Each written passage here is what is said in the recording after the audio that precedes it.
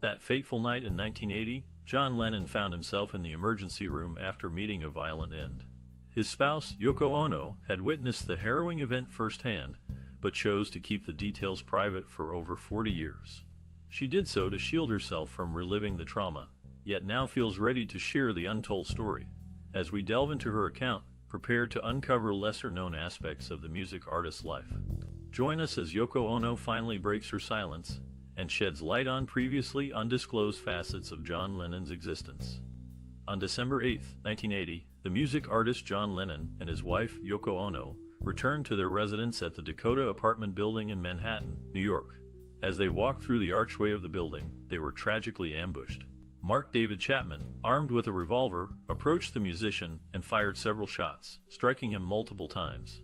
The assault occurred suddenly and without warning, leaving those present in shock and disbelief. Bystanders quickly rushed to Lennon's aid, but despite their efforts, he was pronounced dead upon arrival at Roosevelt Hospital. The news of his death spread rapidly, sending waves of grief and mourning throughout the world. Lennon had been known for his contributions to the music industry as a member of the Beatles, and as a solo artist. His work had transcended generations and genres, resonating deeply with fans around the globe. In addition to his musical prowess, he had also used his platform to advocate for peace and social justice, making him a beloved figure beyond the realm of entertainment. Yoko Ono, who had witnessed the shooting firsthand, later spoke publicly about the events of that day. She described the harrowing experience, recalling the moments leading up to the attack and its aftermath. Despite the trauma she experienced, Ono has continued to honor her late husband's memory and legacy through various projects and initiatives. Mark David Chapman, the man responsible for Lennon's death, was immediately apprehended at the scene and subsequently sentenced to prison. The motive behind the shooting remains unclear, though it has been suggested that Chapman held a grudge against the musician due to personal grievances. Regardless of the reasons, the impact of Lennon's untimely passing cannot be overstated. As the years have passed since that fateful day, the memory of John Lennon continues to live on through his music and the countless lives he touched. While his time with us was cut short, the indelible mark he left on the world ensures that he will never be forgotten. On December 8, 1980, Mark David Chapman waited outside the Dakota apartment building in New York City, where the famous music artist John Lennon lived with his wife Yoko Ono. Chapman had been lingering around the area for most of the day. When Lennon returned home from recording studio sessions, Chapman approached him and fired several shots, fatally wounding the musician. Officers Peter Cullen and Steve Spiro were the first to arrive on the scene after receiving reports of the shooting. They found Chapman still present, acting calmly, and holding a copy of J.D. Salinger's novel, The Catcher in the Rye. Later, Chapman would claim that the book served as his statement and motivation behind the assassination. Upon identifying Chapman as the shooter, the officers promptly placed him under arrest. This tragic event marked a significant loss for the music industry and left fans worldwide in shock and mourning. In the late hours of December 8, 1980, the music artist, John Lennon, faced a tragic turn of events. After signing an autograph for a fan outside his New York apartment, he was brutally shot by Mark David Chapman. Despite his grievous injuries, Lennon managed to struggle up 5 steps before collapsing. His condition was dire, and he was covered in his own blood, initially unrecognizable to the arriving officers. The former Beatle had been enjoying a quiet evening at home with his wife Yoko Ono when the assailant struck. Rushed to Roosevelt Hospital, medical personnel fought valiantly to save him. However, their efforts were in vain as Lennon succumbed to his wounds, leaving behind a shocked and devastated fanbase. His untimely death sent shockwaves throughout the world, leading to an outpouring of grief from both fans and fellow musicians alike. Tributes poured in from every corner of the globe, attesting to the immense impact Lennon had left on the music industry during his all-too-brief career. Throughout his life, the music artist used his platform to advocate for peace and love, promoting messages of unity through his lyrics and public appearances. This message resonated deeply with audiences worldwide, earning him legions of adoring fans who cherished his work.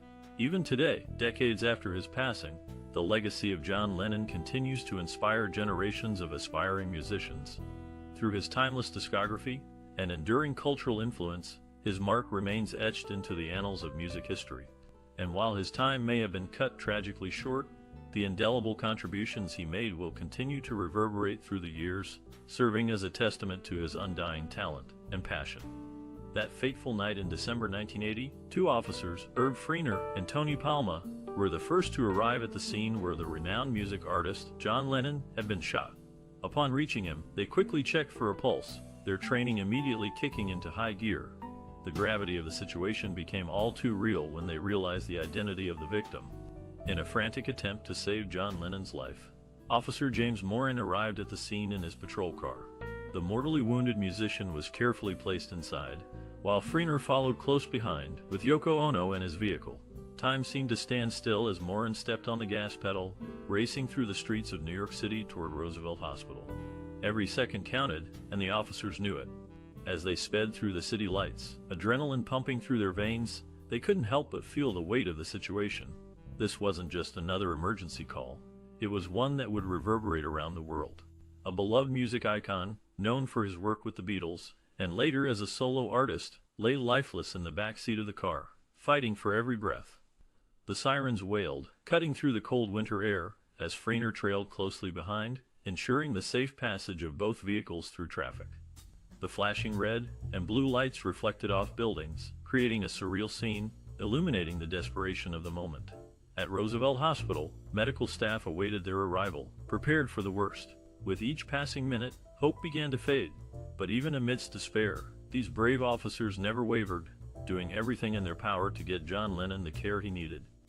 In the late hours of December 8, 1980, the devastating news of the shooting of renowned music artist John Lennon had left the world in a state of shock and despair. Fans gathered outside the Roosevelt Hospital in New York City, where the critically injured musician had been rushed to receive urgent medical attention. Under the leadership of Dr. Stephen Lynn, the hospital's emergency team embarked on a desperate bid to save Lennon's life, working tirelessly amidst chaos and grief. However, despite their heroic efforts, they could not overcome the severity of his gunshot wounds. At 11:07 p.m., the unthinkable became a tragic reality when the music artist was officially declared dead by the doctors. The sudden demise of John Lennon, one of the most influential musicians of all time, reverberated across the globe, plunging countless fans into a profound sense of loss and sadness. Friends and family members struggled to come to terms with the heartbreaking news, finding themselves engulfed in a whirlwind of emotions ranging from denial to anger. Tributes poured in from every corner of the earth, attesting to the far-reaching impact that the visionary artist had made during his lifetime. As people grappled with the aftermath of Lennon's passing, many began to reflect upon the indelible legacy he had left behind. His timeless music, which transcended generations and cultures, continued to resonate deeply with listeners worldwide. Meanwhile, his powerful message of love, peace, and unity lived on through the countless lives he had touched and inspired throughout his career. This ultimate testament to his influence served as both a reminder of the immense void left in his absence and the undying power of his artistry. Furthermore, Yoko Ono disclosed that the music artist had a chilling premonition about his fate. In a 1965 interview, he expressed a belief that the Beatles might meet a tragic end, suggesting they could either perish in a plane crash or be killed by a deranged fan. This unsettling foresight reflects a deeper awareness of the dangers surrounding fame. On the other hand, Mark David Chapman's motivations for his actions were disturbingly intertwined with a fervent mix of religious zeal and a thirst for attention. He was particularly enraged by a statement made by Lennon in 1966, where the music artist claimed that the Beatles enjoyed greater popularity than Jesus. This comment struck a nerve with Chapman, fueling his obsession and contributing to the tragic outcome that would follow. The contrasting elements of Lennon's premonition and Chapman's unsettling motivations illustrate a complex narrative entwined with fame and fanaticism. On December 8, 1980, the life of renowned music artist John Lennon took a devastating turn when he was shot outside his apartment building, the Dakota, in New York City.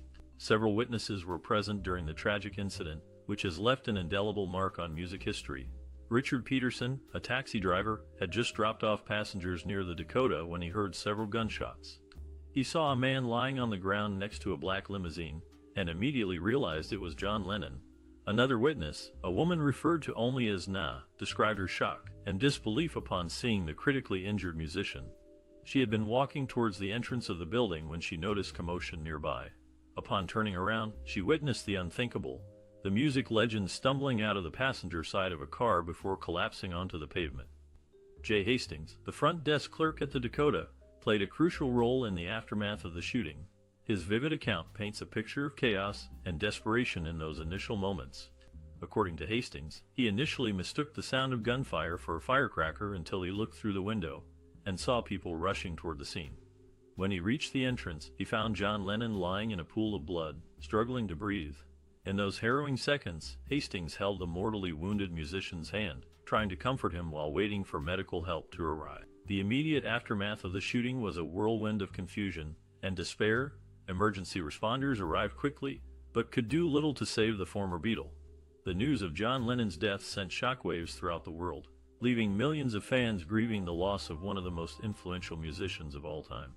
Decades later, the memories of that fateful night remain etched in the minds of those who bore witness to the unfathomable tragedy. In the late hours of December 8, 1980, the music artist John Lennon became the victim of a tragic shooting outside his New York City apartment building. Despite the immediate medical attention provided by the emergency responders, Lennon's gunshot wounds proved too severe. He was rushed to Roosevelt Hospital, where he was officially declared deceased at 11:07 p.m. The news of Lennon's untimely demise sent shockwaves through the entertainment industry and among fans worldwide. His wife, Yoko Ono, experienced unimaginable heartache and despair. As she grappled with the loss of her partner and soulmate, Ono struggled to make sense of the chaos that had consumed her life. In those dark moments, she found solace in their young son, Sean, who served as a source of comfort and strength during her time of need. Ono leaned into her maternal instincts to channel her energy towards raising Sean amidst her overwhelming sadness. By focusing on her role as a mother, she created structure and stability in the wake of tragedy. Through her love for Sean, Ono discovered ways to honor Lennon's memory while cultivating hope for the future. Though Lennon's life was cut tragically short, his impact continues to resonate deeply within the fabric of modern music. Decades after his passing, listeners still connect with his powerful message of unity and peace, which transcends generations and cultures. And so, even in death, Lennon remains a vital force whose legacy will persistently echo throughout history. In the late 1970s, while the music artist John Lennon was still married to Yoko Ono, he formed a close bond with Sam Havitoy, an employee at an antique shop they frequently visited. This friendship would last until Lennon's untimely death in 1980, and continue even further between Havitoy and Ono until 2000. It's worth noting that during this period, Ono disclosed that Lennon identified as bisexual. He experienced a strong attraction towards men, yet never pursued physical relationships due to personal constraints. Despite these feelings, Lennon remained committed to his marriage vows with Ono, choosing to channel his emotions into their partnership and creative endeavors together. The depth of Lennon's connection with both Havitoy and Ono serves as a testament to the complexities of human relationships, particularly within the context of celebrity culture. His unfulfilled desires highlight the importance of self-acceptance and understanding in navigating one's own identity. To begin, let's delve into some rumors surrounding the music artist, John Lennon. Specifically, there have been speculations regarding his relationship with Beatles manager, Brian Epstein. However, Yoko Ono, Lennon's wife, has publicly addressed these rumors, stating that Lennon did not engage in sexual relations with Epstein or any other man. Instead, Ono reveals that she and Lennon would often discuss the inherent bisexuality present in every individual, acknowledging that societal pressures can suppress these feelings. Furthermore, Lennon himself expressed his belief in the existence of bisexuality within all people during an interview with Playboy magazine in 1980. He revealed that he had always been aware of his own bisexual tendencies, but felt unable to explore them due to societal norms and expectations. This revelation highlights the profound impact societal pressures can have on individuals and their ability to fully express themselves. It is crucial to recognize that, while Lennon may not have acted upon his bisexual desires, he still played a significant role in challenging traditional gender roles and promoting greater acceptance towards non-heterosexual identities. Through his music and public statements, Lennon contributed to shifting cultural attitudes around sexuality and self-expression, leaving behind a legacy that continues to resonate today. As we reflect on the music artist's life and contributions, it becomes clear that John Lennon was not just a musician but also a trailblazer who used his platform to challenge societal norms and promote progressive values. By addressing rumors about his personal relationships and openly discussing topics like bisexuality, Lennon encouraged fans to think critically about their own beliefs and embraced diversity and inclusivity. John Lennon, the esteemed musician, struggled with drug addiction throughout his career, most notably his dependence on cocaine. This addiction significantly influenced the dynamic of his legendary band, the Beatles, during their later years together. In 1967, the music artist John Lennon first encountered the conceptual art pioneer Yoko Ono during one of her exhibitions in London. At the time, Ono was displaying her artwork, which included writing instructions for viewers to carry out. One particular piece, titled Hammer and Nail, caught Lennon's attention. He paid 5 shillings to hammer a nail into the wooden board, marking the start of their relationship. Their bond quickly deepened due to their shared love for creativity, experimentation, and activism. They began collaborating on various artistic projects, challenging societal norms together. This partnership flourished beyond just friendship, culminating in their marriage in 1969. Their union faced intense scrutiny, particularly because it coincided with the height of the Beatles' fame. Many people blamed Ono for the band's eventual breakup, pointing fingers at her influence over Lennon's decisions. However, according to Ono herself, she had little impact on the group dynamic. During interviews, she emphasized that while she did accompany Lennon to studio sessions, she generally remained silent unless asked for input. She recalled instances when tensions among the band members would escalate regardless of her presence. Despite being painted as the villain responsible for breaking up the iconic quartet, Ono maintained that the dissolution of the Beatles resulted from internal strife rather than external forces like her involvement. Throughout their time together, both personally and professionally, Ono and Lennon continued advocating peace efforts through their work. Together, they organized protests against war, held bed-ins for peace, and released songs urging unity, equality, and nonviolence. Even after Lennon's tragic death in 1980, Ono carried forward his legacy by continuing their joint endeavors, promoting harmony worldwide. In March of 1969, John Lennon and artist Yoko Ono tied the knot in a small, intimate ceremony held in Paris. This marriage marked the beginning of a profound partnership, both personally and professionally, for the music artist. Together, they became formidable advocates for peace and social change. One notable example of their activism was the series of bed-ins for peace they staged in Amsterdam and Montreal. These events involved the couple spending several days lying in bed in hotel rooms while inviting the media to interview them about their beliefs and campaign for peace. Through these unconventional demonstrations, they aimed to promote nonviolent resistance and draw attention to global conflicts such as the Vietnam War. Moreover, Lennon was unafraid to publicly declare his deep affection for Ono. He often spoke candidly about their strong connection, emphasizing their constant companionship and mutual devotion. Their relationship stood out as a powerful symbol of love and unity during a time of great upheaval and division. Their collaboration extended beyond political activism and into artistic pursuits. Ono and Lennon frequently collaborated on musical projects, blending their unique talents and perspectives to create innovative works that challenge conventional norms. As the years passed, their bond remained unshakable, inspiring countless individuals around the world. To this day, the story of John Lennon and Yoko Ono serves as a testament to the transformative power of love, art, and activism. However, the music artist's early life included a tumultuous first marriage to Cynthia Powell, which began in 1962. They welcomed their son Julian, who became an important part of their lives. Unfortunately, their relationship faced significant challenges. In 1968, Cynthia discovered the music artist with Yoko Ono, which ultimately led to the end of their marriage. Throughout their time together, he admitted to being abusive towards Cynthia, highlighting issues that plagued their relationship. This troubling behavior did not stop with the end of his first marriage. It persisted into his relationship with Ono.